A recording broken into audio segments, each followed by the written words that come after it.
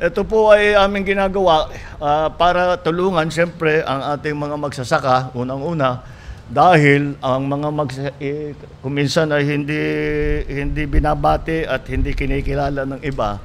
Ngunit ang kayong mga magsasaka ay talagang kayo ang inaasahan namin dahil kayo ang nagpapakain at nagbubuhay sa lahat ng Pilipino, hindi lang sa pamilya ninyo, hindi lang sa inyong sarili, kundi sa lahat ng buong Pilipinas, sa ating mga magsasaka umaasa ang taong bayan para sapat ang supply ng bigas, supply ng gulay, ng isda, ng karne, ng baboy, ng manok. Lahat po yan ay kailangan po natin ayusin para po tayo itinatawag ay self-sufficient.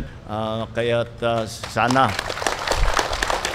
sana maging matagumpay lahat itong programa natin para ang ating mga kababayan ay hindi na mag-aalala sa baha, hindi na mag-aalala sa supply ng pagkain at hindi na mag-aalala sa mga darating na sakuna na mawawalan tayo ng makain, mawawalan tayo ng kahit na anong pangangailangan. Yun po ang ating ginagawa para sa ating mga magsasaka, para po sa ating mga mamamayan.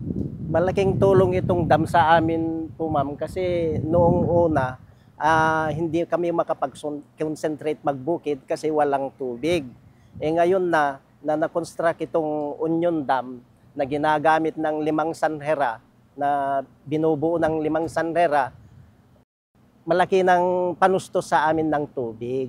Mahihiling ko lang sa mahal na Pangulo, dagdagan na lang sana yung mga slope protection dito sa gilid ng ilog para maprotektahan nung bukirin namin. Malaking pagpapasalamat namin kay Pangulong Marcos kasi naibigay niya itong pangangailangan namin, pwede na kaming makapagbukid ng madalas na magbukid.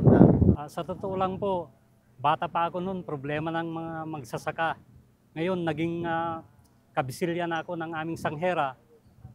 Marami na rin matanda na nagbuhos ng pagod dahil lang sa paggawa ng patubig dito. Kaya't minsan pag lumalaki ang tubig, nasisira yung mga patubigan namin dito. Kaya taos-puso naming pasasalamat sa ating Pangulo, ating Pangulong Bongbong Marcos dahil sa proyekto at programa ng Departamento ng Agrikultura na inilagay sa aming barangay. Kung titignan natin ang ating history mula sa kanyang ama, alam ko yung puso nilang mag-ama ay tungo sa kapakanan ng ating mga magsasaka at mangingisda.